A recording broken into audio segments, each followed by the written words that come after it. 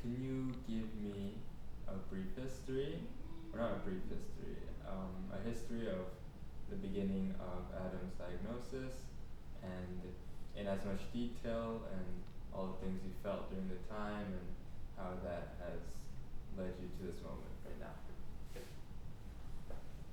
Go ahead. Oh, you should start. Adam wasn't talking at age 20 months, and we were obviously concerned, and he was not responding to his name being called, and he was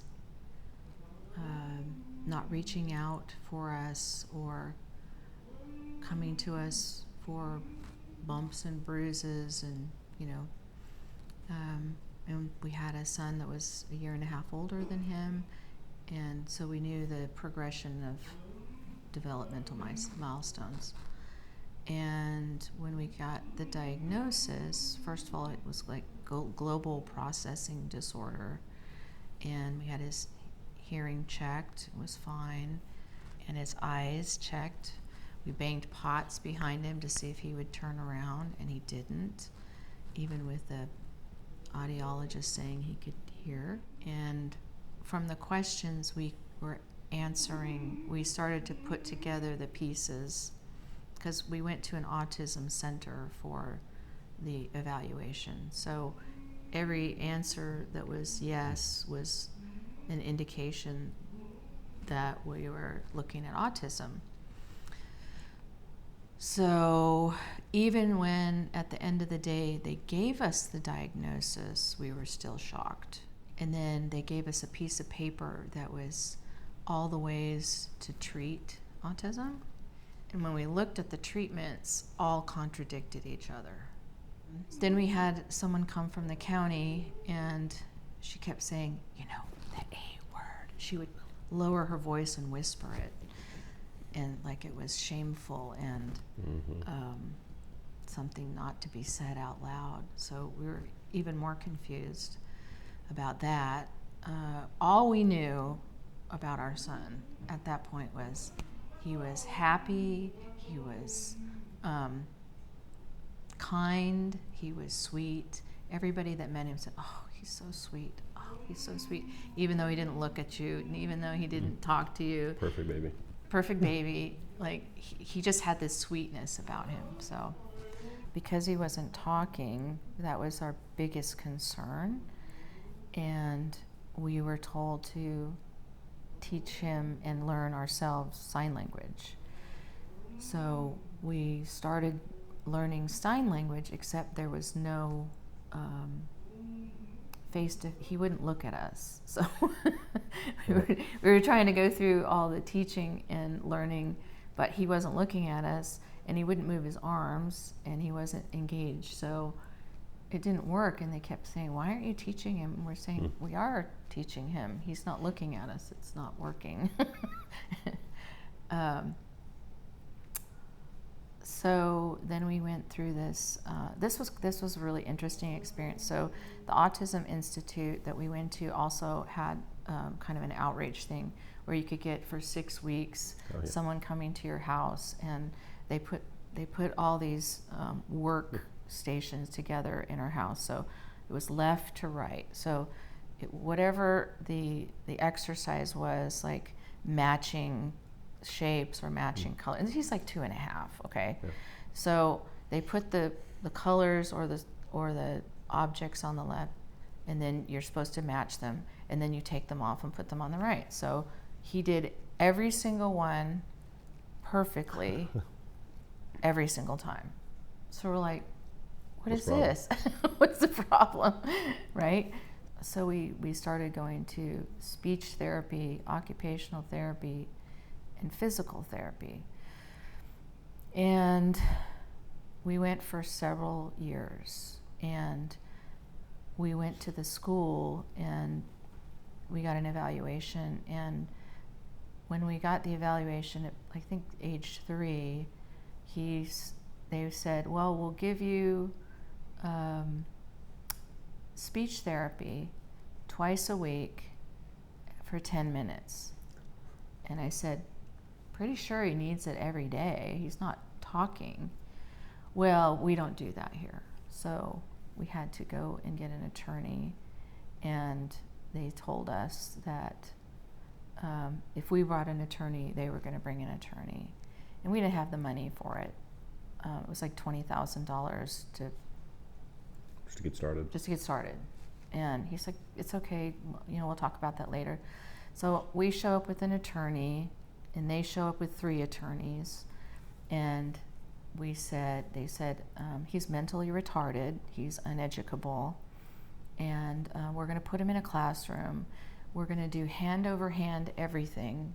We're going to put our hands on his body. We're going to physically move him throughout the room to do whatever he does. So obviously they picked up on the fact that his motor skills were diminished, depleted, non-existent. He wasn't moving his arms. He wasn't engaging in any of the things, cutting scissors, or I don't know how that happened, because if he was able to do the first situation, and now all of a sudden they're telling me he can't do anything. So I said, well, I'm gonna jump in right there. Absolutely They not. did the evaluation without us present, right? They were refused to let the parents in for the evaluation, so we don't know where they drew their conclusions. That they were going to put him in a class with a lot of other students with a whole wide range of challenges, and that's where he would be. And when we said he needed these specific areas and they said they couldn't do it, that's when we decided not going to waste our time there. We only have so much energy, and we only have so much financial resources. Why would we fight so hard to put him in a place that we don't believe now truly wants to help him? So that's when Heidi took over as lead educator. well, when they told me that, what they offered, I told them I wasn't going to participate in the school, and they threw a book at me about autism on the table, threw it across the table, a textbook, and said, "You're harming your child if you don't put him in the school." And I walked out crying, and I never went back. Yeah. And so that's when she stopped and started just really, really, really dug deep, being a nurse, being a public health nurse, having a master's degree from a leading university in the country. She knew how to go find answers in the world of medical care and intervention. And so she set about doing that. She did.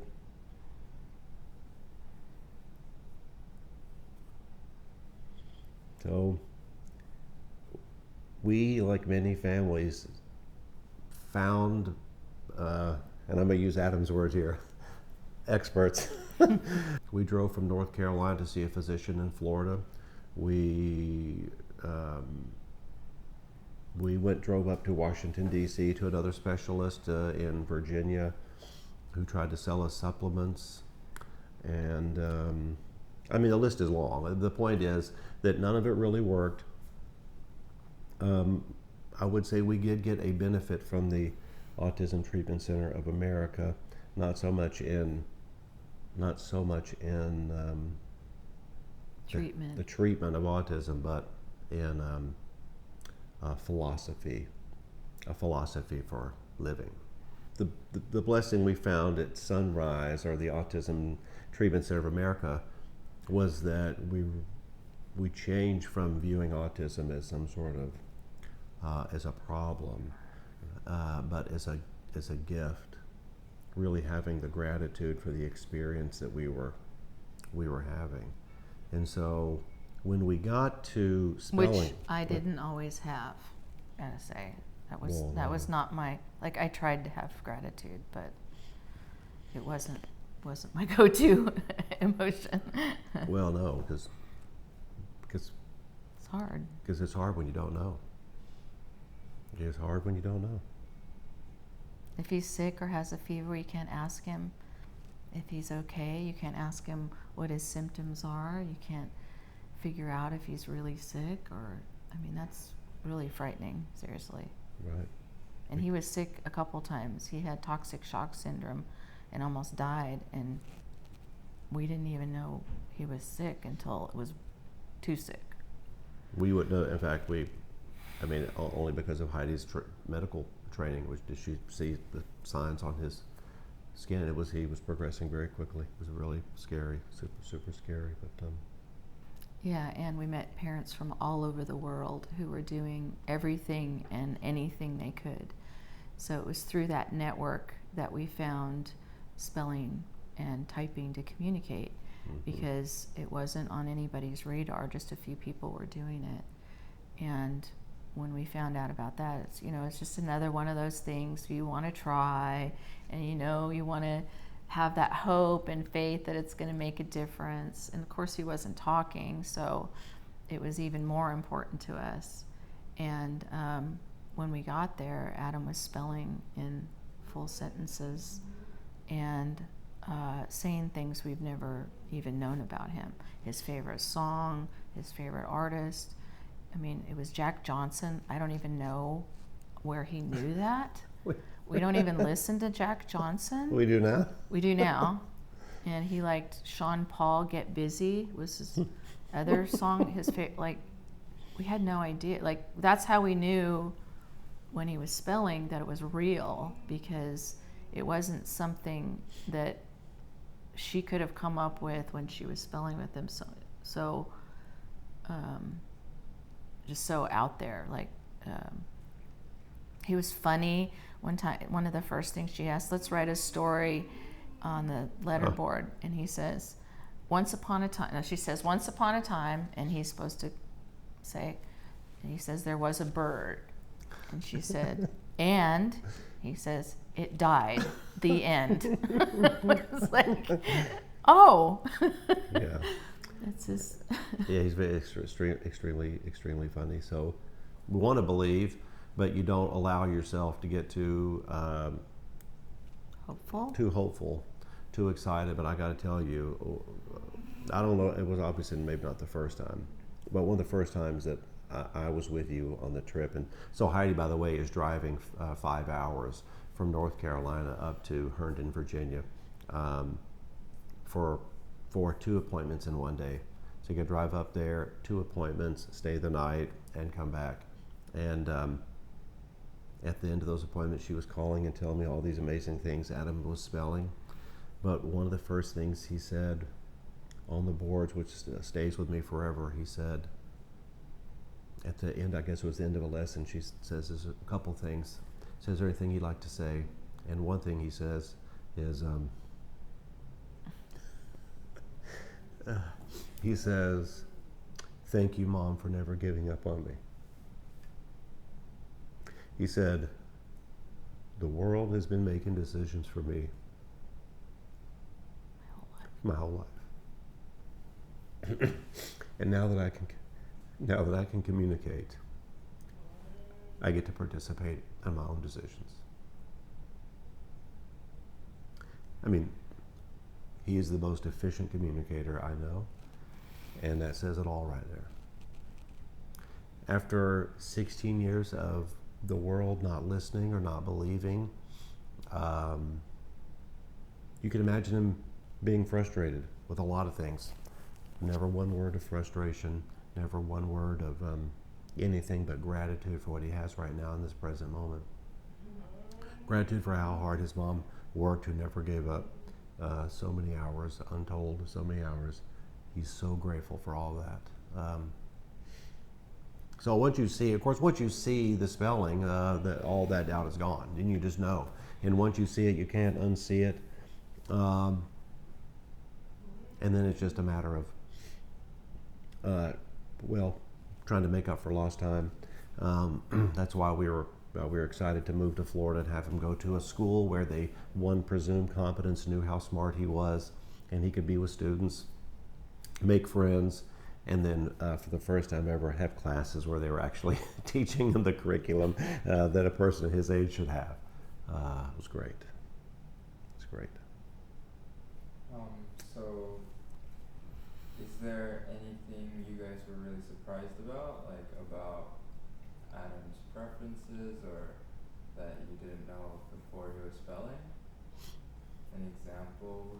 Or? Oh, well, I was surprised at his vocabulary. His vocabulary is, well, it's probably bigger than mine, where they say the average American has like, what, 3,000 words. He is constantly surprising me with his word choices. And that's still a surprise to this day. And his math skills. His math skills, I can't even go there. I mean, he's so gifted in math. But when we were we had moved up to Virginia so he could go every day and his skills. And Heidi asked him if he was hungry, and he spelled "take me to my established eatery," which is established eatery. Yeah, that's right. Loved it. You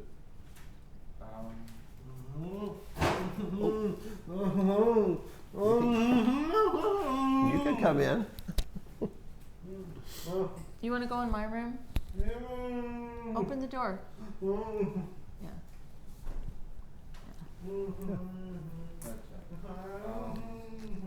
Close the door. Close the door. Thank you.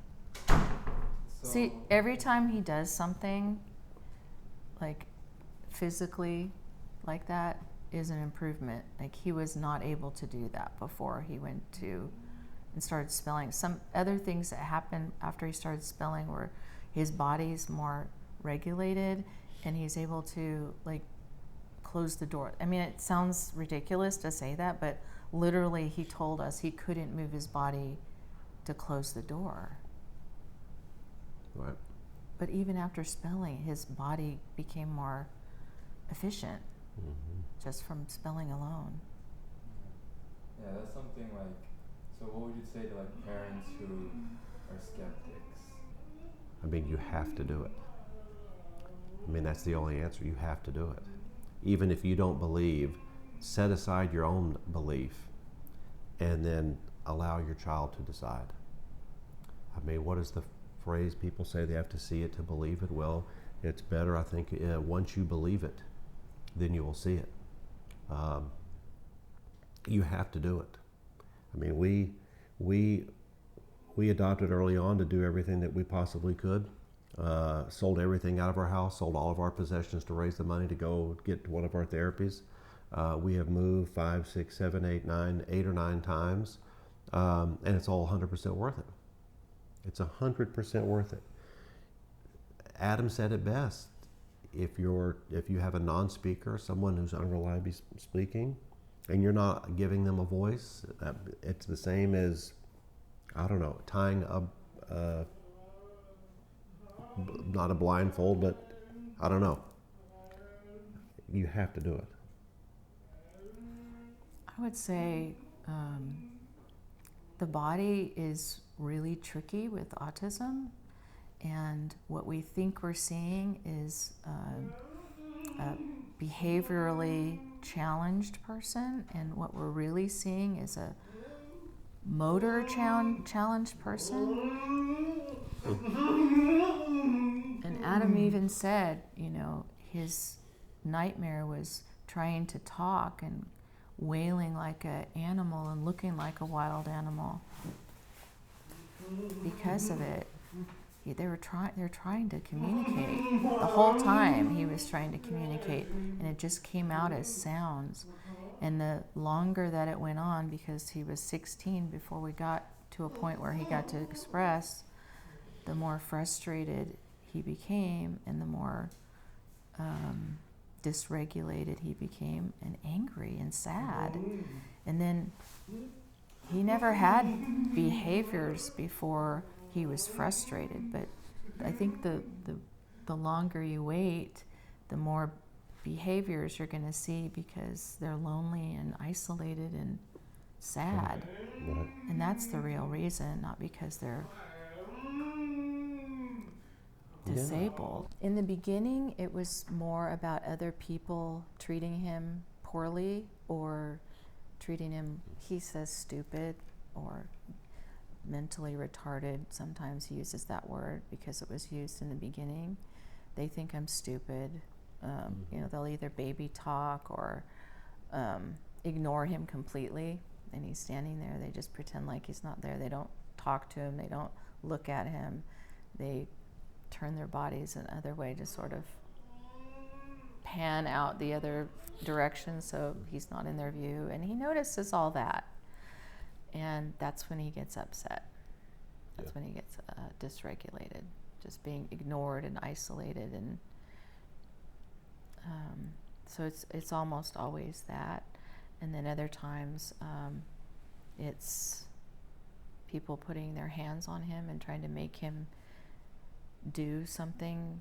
Like one time he was ice skating, and they kept saying, "Oh, we work with autistic people all the time. We do this all the time," and he didn't want to go out there, and they kept making him go out there, and finally he just had a seizure on the ice because, you know, after, like you said, everyone making decisions for him, putting their hands on him, deciding for him without a voice to say whether or not he wanted to do it. We decided right when he started spelling, like, we're never making him do anything he doesn't want to do ever again. And he'll always have a say-so in every decision. Every decision. He wanted to go to school. That was his dream. We didn't put him in there, oh, we have a school and they spell and he gets a diploma. No, that wasn't at all why we did it. We did it because, I mean, I'm glad we have that, but we did it because I want friends and I want to go to a real school. That's right. That's what I want. Okay. Well, thank you so much. I really Thank you.